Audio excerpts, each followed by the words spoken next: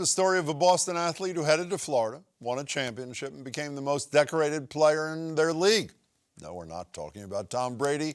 This is the story of Boston Pride Captain Jillian Dempsey, now a 3-time Premier Hockey Federation champion and the league's all-time leading point scorer. But unlike Brady, after making sports history, she's getting right back to her teaching elementary students in Winthrop, working her other job, as is the norm for most PHF players. And in between it all, she's managing to squeeze in an interview here tonight. Championship-winning Boston Pride captain Jillian Dempsey, congratulations. How's it feel to be a champion again? It's incredible. There's no better feeling than being a champion. How's it feel to be the best player in your league as well? I think that's a very gracious comment, but I'm mostly just incredibly proud of our team and what we were able to accomplish together. And, we had depth all the way through the roster, from goalies through D, through forwards. And we came together at the right time and stuck together and believed together. And it went the way that we had hoped and imagined it would. How did I know you're going to praise your teammates rather than accept the praise yourself, Jillian? Tell us a little bit about the Premier Hockey Federation for those who don't know. Yeah, so this was its 7th season. I've been here since the inaugural season back in 2015-16. It was previously known as the National Women's Hockey League, and this previous offseason, it became the Premier Hockey Federation. And Boston, that was our 3rd championship title and our 2nd one in a row, and we hope to keep building from there. So tell us a little bit about the Pride as well. I know you have a partnership with the Bruins. Am I not right about that?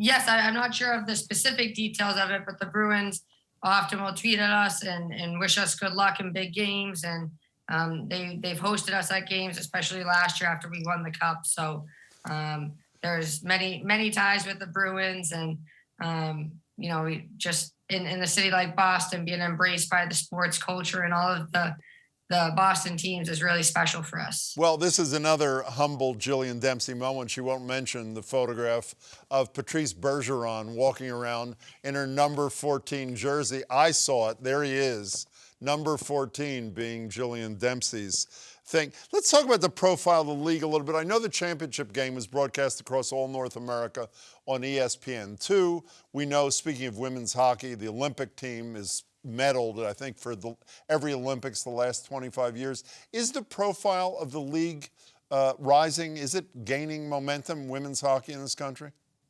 Definitely. The growth of women's hockey over the past 10 years, even within the past few years, has grown so much. And as somebody who, right out of college, I played professional hockey. It wasn't even in this league. It was in a different league that no longer exists for a couple seasons. And then to be where we are today, in my 9th post-college year, women's hockey has made leaps and bounds, and we're continuing to grow and continuing to get the visibility out there and show the product that's on the ice. And it's very exciting to see where women's hockey is going to be next year and even in the next few years down the line. Well, speaking of women's hockey and women's sports in general, Linda Pizzuti-Henry, who happens to be managing editor of the Globe, was on with me a couple of weeks ago, right after she and a bunch of other, mostly women, invested $75 million in the WNBA. Here's a little bit of what she had to say about the inspiration for her part of the investment, which was her very young daughter broaching a question with her. Here she is. She asked me if girls were allowed to play baseball. I realized it was because she had never seen women play sports. She had seen a lot, by that point she had seen a lot of baseball and a lot of soccer, and she had never seen women doing anything. And so it was sort of when I realized how much representation matters. Are little girls playing ice hockey, Jillian? Yes, and I'm fortunate that I get to see every single day. I have students in my class who play and former students who play, and for them to be able to see me do what I love and be in the classroom with them, but then also for them to come to the rink and see me on the other side of the glass and just witness everything we do at the rink. I think that's something that's so important for the young girls to see. The young boys too. The boys in my class are so supportive, and they get equally as excited about me being a hockey player and cheering on our team. So those are the kinds of things that really make you understand how much of an impact it is and how positive it is for us to be continuing to play this game that we love in such a competitive league. Before we talk about your day job for a minute, which I cannot believe you can teach and teach through a pandemic and be the best hockey player in your league. I just don't get it. The other thing about the Pizzuti Henry comment I want to ask you about is I assume there's a growing number of people, obviously, who understand there's great competition in women's hockey. Are there people who are beginning to see women's hockey as a good business investment as well, like she and her colleagues saw in the WNBA? I believe so. We've been very fortunate to have different partners and sponsorships within the last 2 seasons who have invested in this league and in our players, and who have shown that they believe in what we have and that they want to see it grow and that it's worth it. So for us, that just instills faith in us, and we know that what we're putting out there is special. And usually when people see that, they get on board and they enjoy it, and they're impressed with women's hockey. So we try to get it out there, and we try to make it visible and accessible, and try to grow those fan bases. And I think that that's going to really help propel women's hockey forward. Yeah, it's got to, because I did a little math today, and it seems to me the average salary in your league is $37,500, which is obviously required. I assume everybody on the team's got another job, right? Yes, so I think that would be for next year based on the latest investment from our board of governors. But pretty much every single player in the league balances their hockey career with another full-time job career. And I view that right now as something that is awesome, because like for me, I'm able to do 2 things that I love. And, not everybody can say that, but we're obviously working towards a point where women hockey players can be full-time hockey players. And that's part of what we're trying to pioneer and grow in this sport. Jillian, you won the championship Monday night. When do you return to teaching?